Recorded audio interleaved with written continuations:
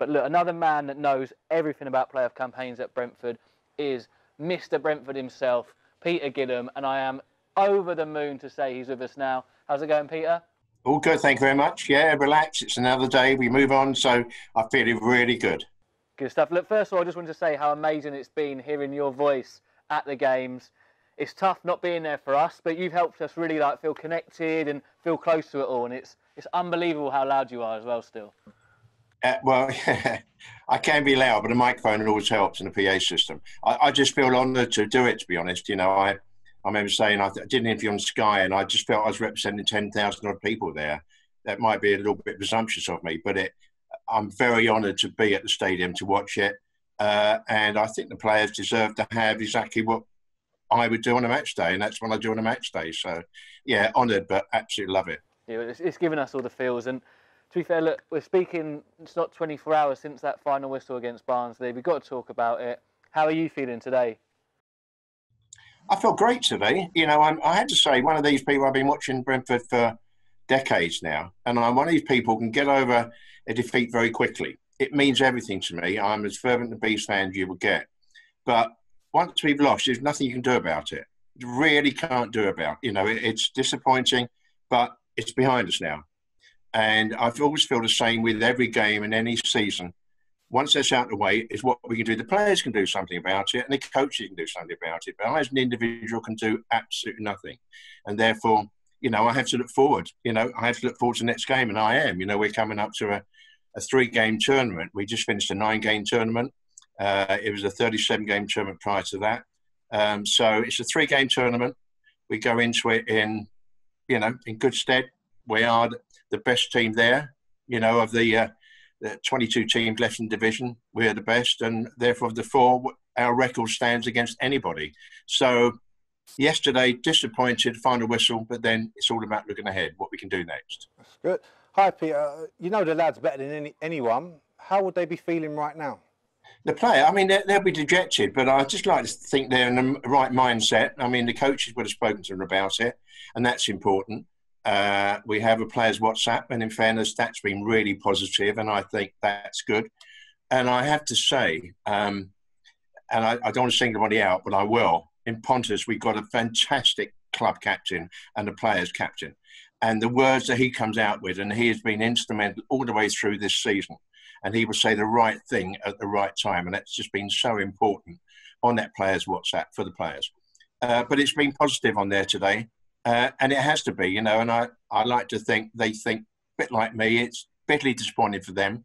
It was a once-in-a-lifetime opportunity twice. So we've had 2 bites of the cherry. You don't often get 3 bites of the cherry, but we have that opportunity and they know it. I was going to ask you about the characters. Who would be able to lift this group after the last 2 games, the run that we've had? But I think you've just answered it, which was perfectly well. Yeah, I mean, there are a few. There's some good characters there. There's some good professional characters. But I have to single out Pontus because he's been absolutely magnificent in that respect. You know, he can come over quite gruff. You wouldn't want to play against him. You might, Marcus, you might quite enjoyed it. But it would be a challenge.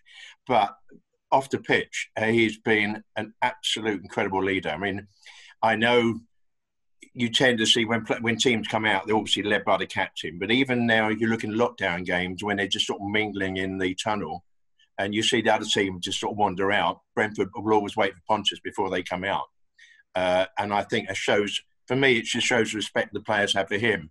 But he has been an absolute quality leader, and I can't say enough about him.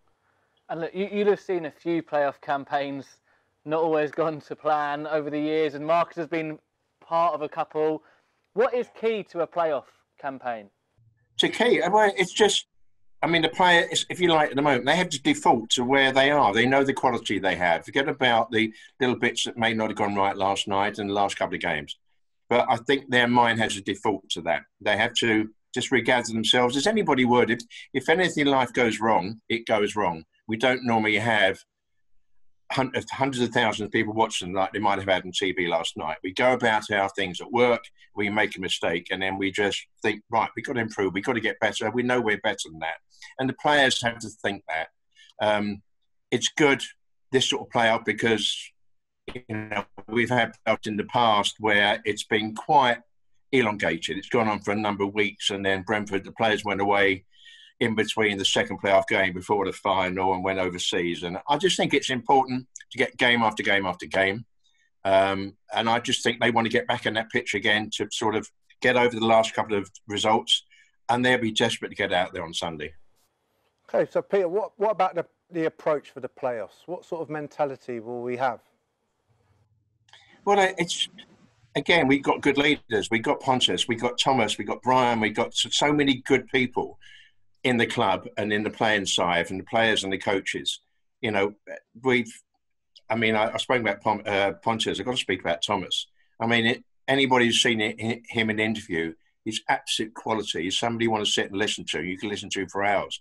And he thinks about what he's going to say. He's known for his, But he's doing that because he's thinking what to say, and he says it right. And I think, therefore, we've got the right people there. In Thomas, I have total faith in Thomas. I have total faith in Pontus. And I personally have total faith in the team. And I hope everybody else does. And that's the way you've got to look at it. They've got to look at it in a positive fashion. And one big positive is when you look at this squad, I guess, compared to others that you've seen every squad over the years, where does this one rank? I did my all-time 11 just over a year ago, and I said I would never include any of the current players at that particular time, because it wouldn't have been fair. But I have to say, with the exception of Marcus, I would include almost the whole of this squad in my all-time 11. Because the quality of our team, it's difficult to single people out. Where do you start? David at the back, he commands his area.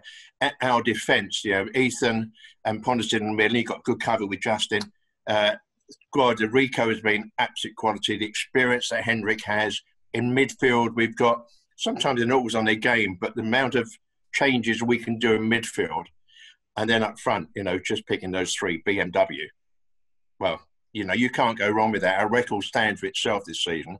And I think everybody to man, people of my age, people younger than me, people who have been watching Brentford over the years, over the decades, will all say this is the best quality of football we've ever seen.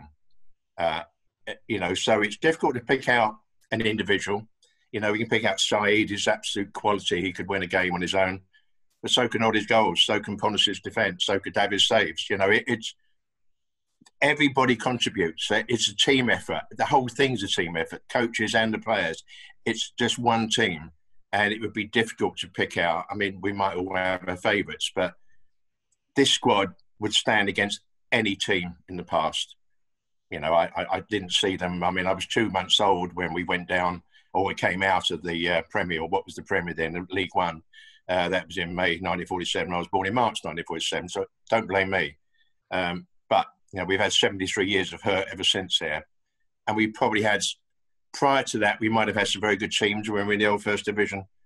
But it's the sheer quality that we have at the moment, as I say, far exceeds anything we've seen in the past. Sorry, Marcus. As I say, I did say maybe if you were on the bench. With that, Peter. Peter, that's exactly what we wanted to hear. You straight away, you've put that smile back on my face. You've got me believing again. Thank you so much. And you're going to stick around for us, right? And you're going to do a little quiz competition for us later on. But yeah, thank you so much, mate. Appreciate it. My pleasure.